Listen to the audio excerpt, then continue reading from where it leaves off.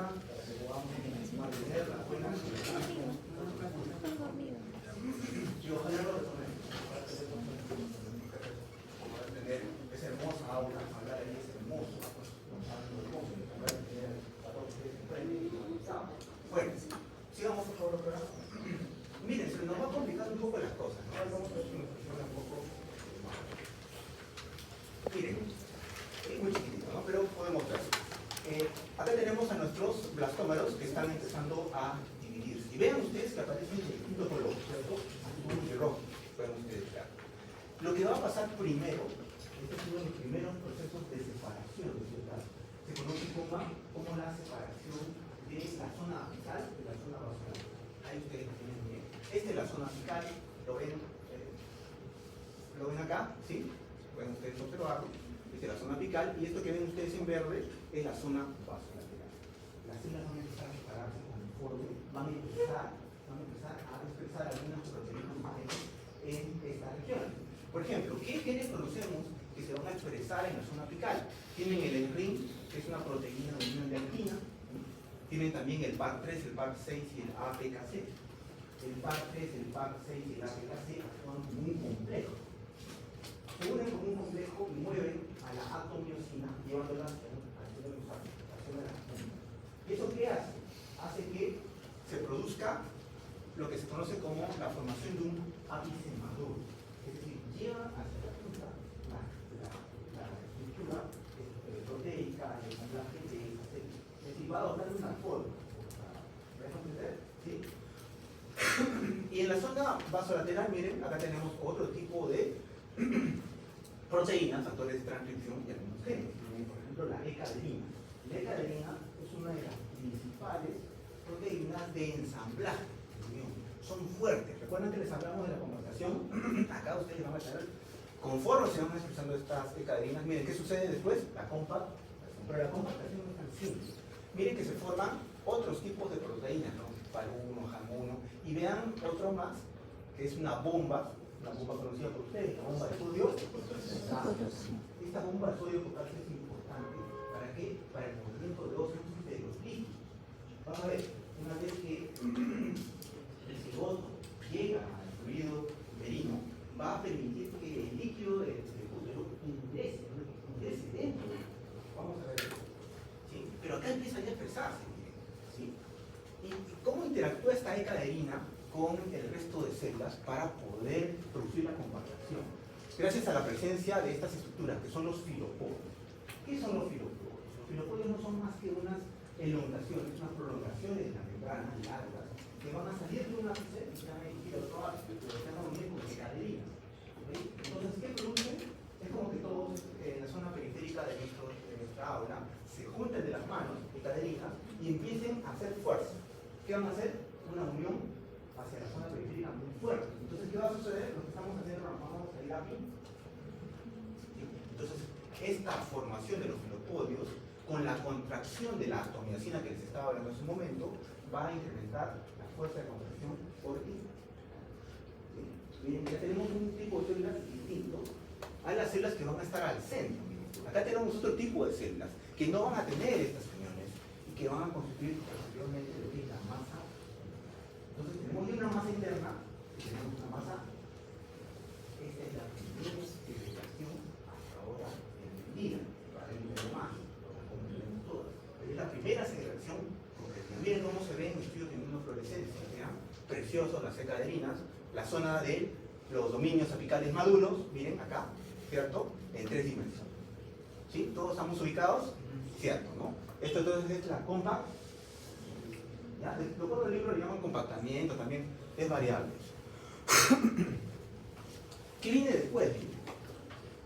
Vean ustedes que sigue dividiéndose, ¿no? El cigoto sigue dividiéndose, pero si ustedes se percatan, miren estas estructuras, son unos puentes, ¿sí? Estos puentes son microtúbulos que van a ser expresados principalmente en la zona periférica, ¿sí? Y van a permitir el paso de endosomas. Los endosomas, ¿qué son? No son más que vesículas llenas de un elemento que va a permitir una señalización celular célula. Estos endosomas se cree que estarían incrementados en la zona periférica, en la zona cortical, ¿sí? Así también estos endosomas, y junto con estos microtúbulos que van a contraerse, van a incrementar aún mucho más la fuerza de contracción cortical y van a producir un evento también interesantísimo, que es la internalización de las células de la zona cortical hacia la zona cortical. ¿Sí? Es como que ustedes están imaginando y uno de sus compañeros está suelto por ahí, lo aprietan ustedes tanto, ¿qué va a hacer? Se va hacia adentro, ¿cierto? ¿Sí? Esto se llama internalización apical o construcción apical. ¿Sí? ¿Por qué se da? Porque las cicatrinas no se van a empezar con fuerza. Es decir, van a estar sueltas. ¿Y qué es lo que van a hacer? Van a ir hacia. Ven ustedes cómo empezamos a ordenar ya de la célula. Y se va a dar porque sí, no. Todo tiene una base genética. Miren acá, tienen ustedes unos genes. Cuando el sistema hipo está encendido, va a haber unas proteínas que se llaman fosforiladas. Cuando se fosforilan, ¿qué hacen? Se y al inhabilitarse, ¿qué va a suceder? Se va a expresar una de las proteínas que es el CDX. El CDX2 está relacionado con la formación del tronco. ¿Y el tronco todo es con qué? La zona. ¿Están conmigo? Sí. Y hay muchas cosas como les digo que van a estar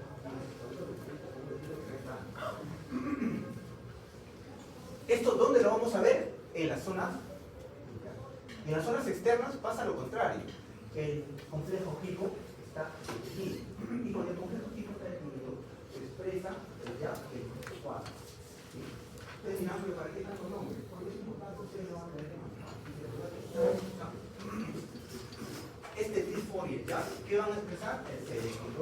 El CDX2, ¿qué forma? Lo proteínas. ¿Sí? Entonces va a ser en la zona P. Entonces la expresión genética es distinta a cada tipo de célula, sea en la zona interna o sea en la zona externa. ¿Les parece? Este es un baile muy coordinado, ¿no? ¿No les parece? Extremadamente coordinado. No hay forma de evadir. Pasemos, por favor, doctora. Y qué hermoso es que se forme un ser humano, ¿no? Que nos hemos formado nosotros y a veces nos estamos a perder a algunos de nosotros. Miren, el siguiente estadio ya lo tenemos. Es el estadio del amor, ¿no? El amor.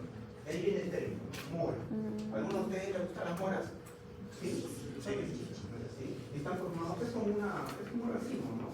Tiene unas semillitas dentro que son un poquito amaras, a mí me gusta pasar unas moras.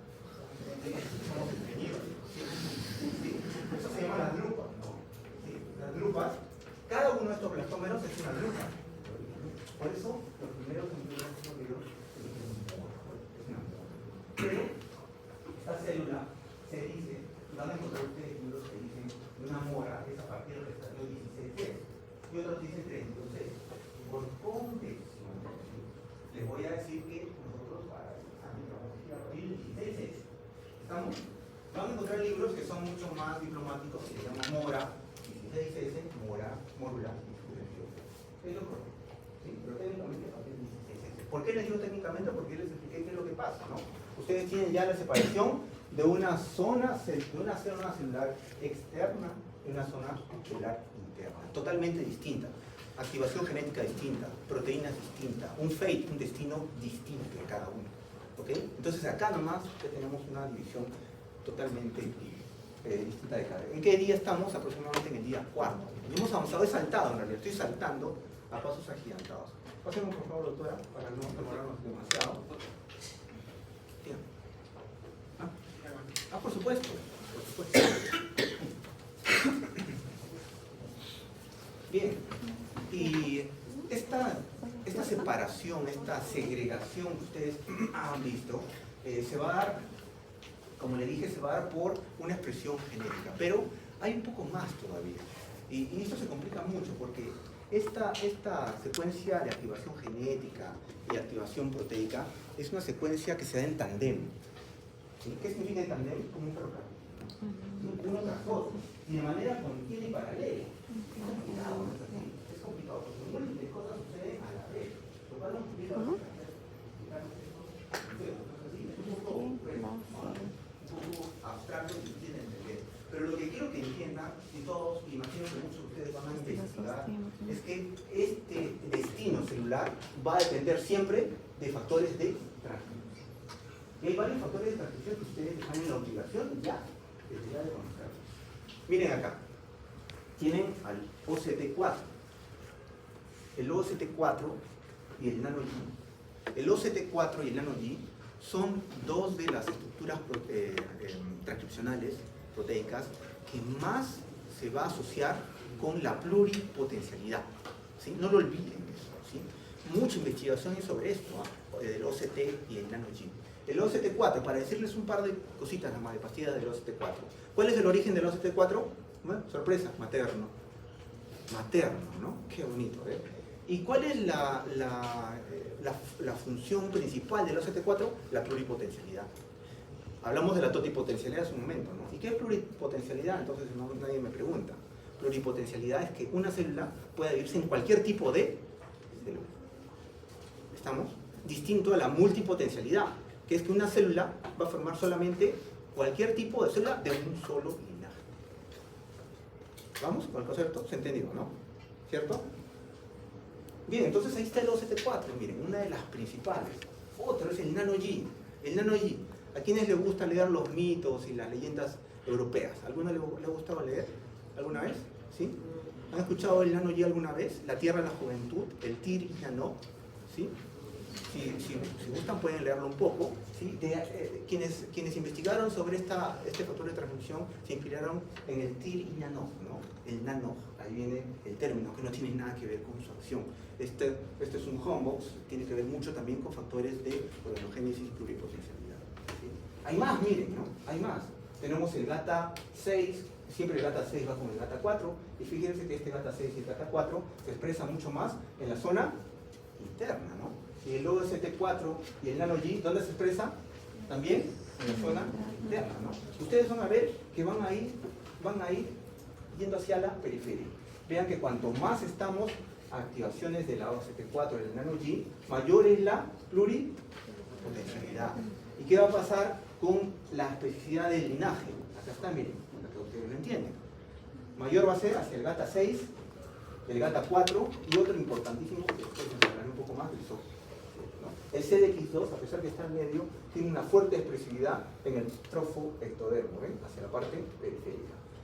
Esto es un poquito saltando, ¿no? Acá ustedes tienen la mórula, un estadio 32, acá ya tienen la formación de la división de las dos capas dentro, la masa celular interna, creo que estoy saltando un poquito, acá lo tienen mucho más grande, pero lo que quiero que ustedes se den cuenta es, miren, este tipo de color, que es del lipoblasto, y este tipo de color, que es el epiblasto, tienen distinto tipo de activación genética. ¿Sí? ¿Qué deben llevarse ustedes? ¿Qué es lo que se activa en cada área? El OCT4, el nano G, el factor de crecimiento fibroblástico, tienen que ver con la activación de la masa celular interna. Mientras que el GATA 3, que no está acá, el GATA 4, el GATA 6, el TIP4, el EOMES, todos ellos tienen que ver con la expresión en la zona periférica. ¿Sí? ¿Sí? ¿Se llevan eso? Porque se los vamos a preguntar. Siguiente, por favor. ¿Y qué les dije? Todo esto es dinámico, ¿no? Estamos viendo múltiples cosas a la vez, ¿cierto? Eso es una suerte de mucha información en poco tiempo. Me van a disculpar, pero lastimosamente así tenemos el tiempo. Ordenémonos un poco, ¿ya? A ver, sentemos un poco la cabeza en lo que hemos avanzado. Miren ustedes, acá tienen el ovocito, ¿no? Acá se produce la fertilización, ¿no? Estamos en el estadio día 0, ¿no? El día 1 se ha producido el estadio 2, ¿no es cierto? En el día 2 se produce el estadio 4, en el día 3 el estadio 6, 8 y así vamos avanzando hasta el día 4 en el estadio 16, ¿no? Acá en el estadio 2, miren, ¿qué pasó con la corona radiata? Se perdió. El día 2 ya no tenemos corona radiata, ¿no? Pero la zona pelúcida se mantiene. Es importante, muy importante la zona pelúcida, ya lo vamos a ver más adelante. Entonces esta mórula, un S16, le voy a llamar para cuestiones de tiempo, S16 se duplica al S32 y estamos en el día 5, y en el día 5 va a haber liberación de progesterona, esta unión que es la tubárica, ¿no? Se va a dilatar y va a permitir que esta mórula en S32 caiga a lo que sería el licor uterino, ¿sí? Cae, ¿sí? ¿Recuerdan cuando hablamos de la bomba sodio-potasio? Acá es donde va a empezar a actuar, ¿sí? Pero pasemos a la siguiente, por favor. Y varios procesos más suceden, ¿no? Miren, ahí tenemos a la mórula que va a empezar a cambiar, ya va a cambiar ya de nombre. Acá se le llama ya blastocisto. ¿Por qué razón? Porque se va a formar una cavidad. Este es el proceso de cavitación, ¿sí? ¿Por qué? Porque esta cavidad se llama blastocoel, ¿sí? O cavidad blastocista. ¿Y por qué se da? Por ósmosis, va a pasar los líquidos, ¿sí? Obviamente no es la única bomba, la bomba sodio potasio, miren, hay más transportadores, sodio aminoácidos, sodio glucosa, intercambiadores sodio hidrógeno, todos ellos van a permitir que este blastocisto pase a un estadio en la cual se inicia la separación cavitaria, que es el blastocisto no expandido, y finalmente se forma esto, que es el blastocisto expandido. Esta entrada de líquido, aparentemente sin importancia, es crucial para un punto, que es el adelgazamiento de la zona pelúcida. Si la zona pelúcida no se adelgaza, no se debilita. Y si no se debilita, no se rompe. Y si no se rompe, no se produce la eclosión. Y si no hay eclosión, no va a poder haber implantación. Importantísimo. ¿Y qué sucede si la zona pelúcida se rompe antes de tiempo? Puede haber un embarazo ectópico. ¿Se entiende? ¿Ven? Entonces, qué importante es todo ello, ¿no? Pasemos por acá. Nos ubicamos entonces, miren, tienen ustedes el blastocisto, ¿en qué forma? En estadio expandido. Empiezan a aparecer. Este ingreso de líquido tiene una función también física. ¿Qué es lo que va a hacer? Va a llevar a las celdas que se vayan a uno de los extremos. ¿Ven? Va a cortar la zona pelúcida, va a aplanar lo que va a ser el futuro trofotodermo, ¿cierto? Y va a formar dos polos. Dos polos que van a estar en unión justamente con las zonas de unión de la zona pelúcida interna, que es el polo embrionario, y el polo extremo, ¿cuál es? La zona externa, que es el polo ave embrionario. ¿Sí? ¿Nos ubicamos entonces? ¿Cierto? Entonces ahora se ve mejor, miren. Ustedes ya lo tienen en el panorama, recuerden que este blastocisto ya cayó, ya está en el endometrio, está en la cavidad uterina, ahí ustedes tienen el endometrio, acá tenemos el blastocisto expandido, tienen una masa de células internas y tienen también una región de células periféricas, que es el futuro trofoblasto. Esto va a ser lo que algunos libros le conocen como embrioblasto. ¿Ya? Varían en los nombres, no se han puesto de acuerdo, el Carson, el Lackman, el Moore, y hay muchos más, y hay mucha más investigación, sobre todo China, en esto, y la tecnología a veces varía y es a veces un poco frustrante, ¿ya? Tomen en cuenta lo que les digo más que todo, ¿ya? Pasemos, por favor. Bien, qué hermoso, seguro esto el doctor les va a hablar un poco más, ¿no? ¿Qué sucede? Miren, esta es nuestra zona pelúcida, ¿sí? Miren, la zona pelúcida empieza a adelgazarse. Y si va a adelgazar mucho más, ¿en dónde? ¿En qué zona? En el polo embrionario, ¿no? Y es ahí donde se va a romper, gracias a la liberación de enzimas hidrolíticas que van a romper la zona pelúcida. Es decir, ya está por romperse. La liberación de estas proteínas hidrolíticas va a hacer que termine formándose un hoyo. Y por este hoyo es donde va a salir, ¿qué cosa? El blastocisto desnudo. ¿Sí? El blastocisto va a hacer movimientos activos, no se entiende bien cómo, pero va a hacer movimientos activos para poder salir y eclosionar. Ese es el hatching, ¿no? Lo van a encontrar ustedes en varios libros así, no lo traducen, hatching, nomás le dicen hatching en inglés es eclosión, ¿no? ¿Sí? Acá lo tenemos bien eclosionado el blastocisto. Qué hermoso. Entonces, este es el momento en el que el blastocisto ya está, en un primer momento, ya predispuesto a poder unirse al endometrio. ¿Qué dicen ustedes? ¿Verdadero o falso? Y probablemente, bueno, no han venido leyendo, la respuesta es falso, porque tiene que suceder más cosas todavía. El blastocisto, la parte de lo que le corresponde al blastocisto ya está dada, pero falta todavía, porque ¿a dónde se tiene que unir? Al endometrio. ¿El endometrio ustedes creen que estará listo para unirse? No, tienen que pasar un paso. ¿Ya? Pasemos por acá. Bien, y como les dije, este proceso, nada de lo que les he explicado es gratuito, ¿no? Todo esto es una danza coordinada. Y la coordinación depende primero de los genes. Estos a su vez, factores de transcripción, y estos a su vez, proteínas. ¿Sí? Sin ello no hay nada. Conforme lo entendemos, por eso les digo, este es un proceso extremadamente hermoso. Miren, ¿qué sucede? Acá tenemos el blastocisto, tienen la masa de células internas, ¿cierto? Las células de la región periférica, el tromboblasto, y vemos que acá hay un equilibrio. Hay dos expresiones. ¿Recuerdan el nano G, no? Hablamos del nano G. Hablamos también del gata 6, también hablamos de él, ¿no? Son opuestos en realidad, ¿no? Uno es más de la zona interna y otro es más de la zona externa, ¿no?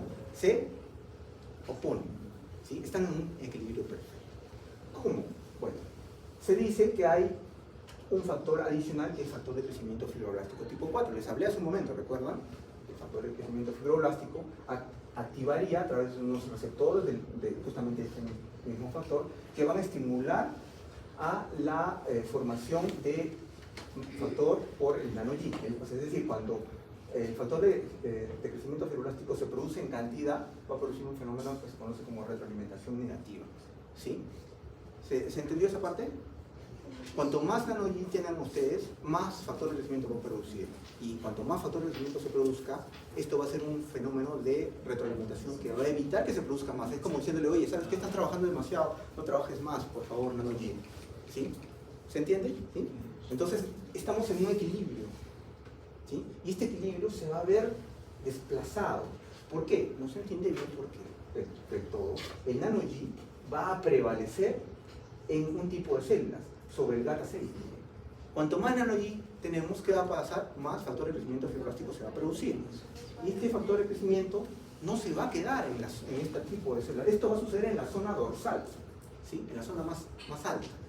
Y este factor de crecimiento fibroblástico lo que va a hacer es difundir hacia las zonas más ventrales, es decir, en profundidad. Y este factor de crecimiento fibroblástico, al ingresar en profundidad, se va a ir a activar, ¿qué cosa? El gata 6. Prevalece el gata 6. ¿Y el gata 6 qué hace? Inhibe el nano G. Por lo tanto, no hay nano G, no hay más células internas. Y habiendo gata 6, hay una zona distinta. Y es por ello que ustedes van a tener un destino distinto. Los que prevalecen con el nano G van a formar el epiblasto, la zona más dorsal. Acá la tienen, ¿eh? Y la zona más ventral, que era la zona de profundidad que les dije, van a formar lo que es el predominio del gata. ¿Sí? ¿Se entiende? ¿Sí? ¿Se entiende? ¿No es así? Por si acaso, al hipoblasto le llaman endodermo primitivo. Cuidado con ello en los exámenes. ¿Por qué le llaman endodermo primitivo? Porque es el primer endodermo que va a aparecer en su posición, pero no es el endodermo final. Así que todo tiene el nombre prestado. Cuidado con ello, ¿eh? Cuidado con esos conceptos. A los empresarios les encanta complicarnos la vida, ¿no es así? Les encanta, y creo que toda la noche están pensando en terminologías así, de complejas. ¿Sí? Es una suerte que voy a tratar de explicárselo. Pasamos, doctora. Es complejo esto. ¿Qué sucede después? Miren, pasa otra segregación celular, otra más, ¿no? Qué complicado es esto, ¿no? Miren, esta es la zona caudal, perdón, esta es la zona caudal, esta es la zona craneal, ¿sí? O anterior, esta es la zona posterior. Hemos dado un salto para poder entender. Esto es la futura línea primitiva y esto es un tipo de células que va a aparecer en la zona del hipoblasto, que es el endodermo visceral anterior, ¿sí? Es las famosas células ABE, que es el acrónimo de anterior visceral endodermo, ¿sí? Por eso le llaman células ABE. Estas células ABE son importantes. ¿Por qué razón? Ya se formó el hipoblasto, ambos, ¿no es así? Y ahora va a haber una zona del hipoblasto que es en la zona anterior que va a aparecer. Y estas células van a hacer que eviten aparezca la línea primitiva en la zona craneal. ¿Sí? Punto crítico en la formación del embrión. ¿Cierto? ¿Ya? Donde no hay células ABE, sí se va a producir la línea primitiva, ¿eh? ¿Sí? Esto es crucial, como les digo, porque la línea primitiva, ¿qué aparecerá de la línea primitiva? Todas las células germinales que tenemos en nuestro cuerpo, todas, absolutamente todas. ¿Se dan cuenta qué sucedería si es que acá también hubiese células germinales? Tumores. ¿Sí? Pásenme por favor. Hay varias cositas que de repente no les puedo decir porque no tiempo. Acá ustedes tienen las células ABE. ¿Sí? La tienen en la zona craneal, en la zona caudal, esto es la línea primitiva. ¿Y estas células ABE aparecen también gratuitamente? No, tampoco, ¿no? También tiene que haber una activación o desactivación genética. En este caso aplica la desactivación genética. ¿Sí? ¿Y qué es lo que se desactiva? Para entenderlo mejor, les voy a explicar este gráfico. Miren, esta es la zona caudal, esta es la zona craneal. ¿Sí? En la zona caudal va a aparecer ¿qué cosa? La línea primitiva, ¿no? ¿Por qué aparece la línea primitiva? Porque va a haber activación del nodal y el PWNT, ¿no? Que es el winglet, ¿no? Otro complejo también interesantísimo, ¿no? El winglet. Bueno, va a activarse más hacia la zona caudal. Otro de los factores que también van a favorecer esta formación de la línea primitiva es el factor morfogenético óseo, ¿ya? De tipo 4. Todos ellos van a hacer que se forme la línea primitiva. Sin embargo, ¿qué hacen las células AVE? En las células AVE se van a expresar genes como el DIC-COF, el Cerberus 1 y el FT1. ¿Sí? Todos ellos van a hacer que se evite la expresión de ¿qué cosa? El nodal. ¿Sí? ¿Cómo lo hacen? Primero inhibiendo al winglet. ¿Sí? ¿Ok? ¿Me entendieron eso? ¿Sí? ¿Cómo lo hace primero entonces? Finalmente lo que importa es el nodal, pero ¿cómo lo hace con un paso intermedio con inhibición del winglet? ¿Estamos? El WNT. ¿Ya? WNT, winglet le llaman porque es el acrónimo de WG y INT. ¿Ya? Mucha genética tienen que ver ustedes, chicos, ¿no? Lastimosamente veo algunas caras sorprendidos, pero esto ustedes tienen que dominar. ¿Ya? Tienen que dominar, ¿no? Porque les voy a preguntar por algo, no se lo estoy explicando, ¿no? Y se lo estoy explicando en básico, no se lo estoy explicando en avanzado, ¿no? ¿Sí? ¿Ya? Por eso tienen que repasar. ¿Ya? ¿Estamos? ¿Un tiempo? Un descanso, ¿ya? 2 minutos, ¿ya? 2 minutos.